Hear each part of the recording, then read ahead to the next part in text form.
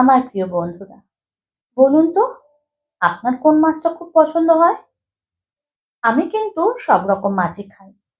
তো আজকে আমি আপনাদের জন্য অসাধারণ স্বাদের একটা বোয়াল মাছের রেসিপি নিয়ে হাজির হয়ে গেছি। বন্ধুরা, চ্যানেলে নতুন হয়ে থাকলে অবশ্যই চ্যানেলটা সাবস্ক্রাইব করে বেল আইকনটা প্রেস করে দেবেন আর লাইক, কমেন্ট, শেয়ার করে পাশে থাকার অনুরোধ রইল। আজকে বানাচ্ছি বোয়াল মাছ আর তার জন্য নুন হলুদ মাখিয়ে মাছটাকে আমি রেডি করে নিচ্ছি। বোয়াল মাছ গায়ে যেহেতু আঁশ থাকে না, তার জন্য ধোয়াটাও কিন্তু খুব ইজি, খুব একটা কষ্ট হয় না ধুতে। আর এই মাছটা অনেকটা আর মাছের মতন দেখতে হয়, বাট স্বাদটা কিন্তু আর মাছের থেকেও আরো বেশি। ভালোভাবে রান্না করলে অসাধারণ খেতে লাগে। তো যাই হোক, মাছটা তো রেডি করে রাখলাম। এখন আমি প্রথমে কেটে নেব আলু, যেটা আমি লম্বা লম্বা করে কাট করে নিচ্ছি। আপনাদের যেরকম পছন্দ সেরকম ভাবে আলুটা কেটে নেবেন। আর নেব পেঁয়াজ, রসুন, আদা আর টমেটো। এটাকে আমি মিক্সিতে ভালো করে পেস্ট করে নেব। তো প্রথমে আমি পেঁয়াজটা কুচিয়ে নেব। পেঁয়াজ দেখুন রেডি হয়ে গেছে।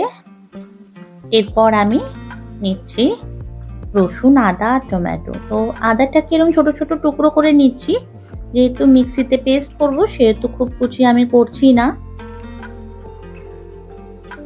রসুনটাকে ছাড়িয়ে নিচ্ছি জাস্ট, আর টমেটোটাকে একটু কুচিয়ে নেব।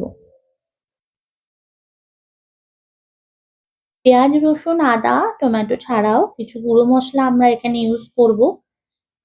তো একটু জিরের গুঁড়ো, ধনের গুঁড়ো, কাশ্মীরি লঙ্কার গুঁড়ো আর হলুদ গুঁড়ো, ব্যাস, আর বিশেষ কিছু লাগবে না। তো মশলা রেডি করে নিয়ে আমি গ্যাসে বসিয়ে দিয়েছি প্যান। আর প্যান খুব ভালোভাবে গরম হলে দিয়ে দিচ্ছি সর্ষের তেল। সর্ষের তেলটাও যেন খুব ভালোভাবে গরম হয়, নাহলে মাছ কিন্তু লেগে যাবে।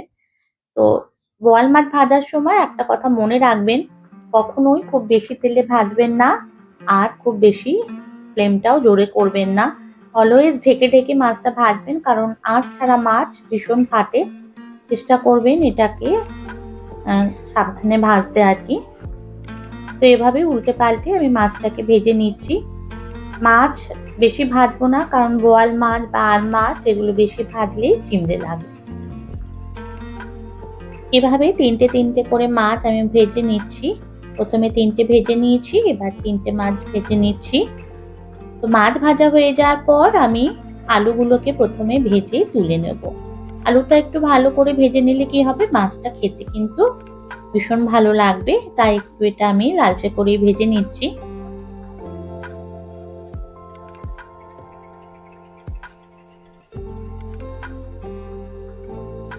আলুগুলো মোটামুটি হয়ে এসছে, এগুলোকে এবার আমি উঠিয়ে নেব।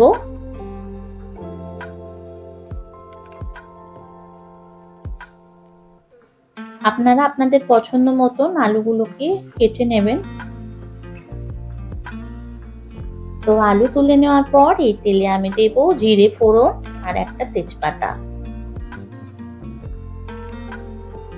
জিরে দিলাম, তেজপাতা, জিরে আর তেজপাতার সুন্দর গন্ধ বেরোলে এর মধ্যে একটু নুন দেবো আগে। নুন দিলে কি হবে, মশলাটা প্যানের গায়ে লেগে যাবে না।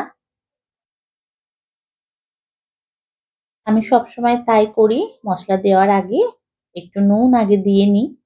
এবার এই পেঁয়াজ, রসুন, আদা, টমেটোর পেস্টটা অ্যাড করে দিলাম। এটাকে কষিয়ে নেব কিছুক্ষণ, তারপরে এই গুঁড়ো মশলাগুলো একটু জল দিয়ে গুলে দিয়ে দিলাম।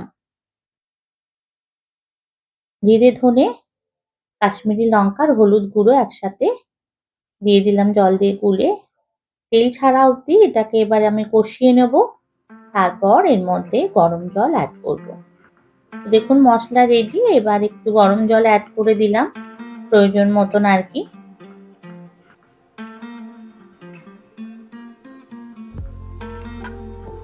এর মধ্যে এবার আলুগুলো দিয়ে দিচ্ছি।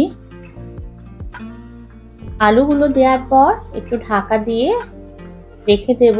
আলু কিছুটা হয়ে যাওয়ার পর তারপরে আমি মাছটা অ্যাড করব।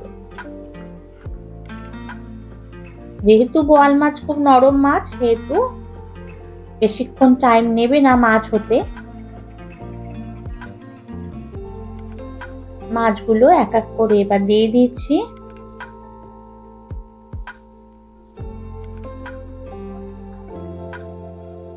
দিচ্ছি 2টো কাঁচা লঙ্কা। এতে টেস্টটা কিন্তু দুর্দান্ত লাগে। এবার একটু কভার করে রেখে দেব। নামানোর আগে জাস্ট একটু গরম মশলা মিশিয়ে মাছটাকে নামিয়ে নেব। দিয়ে দিচ্ছি গরম মশলা।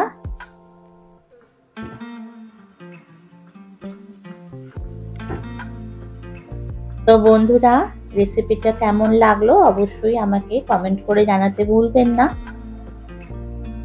মাছ কিন্তু রেডি। এখন শুধু সার্ভ করার পালা।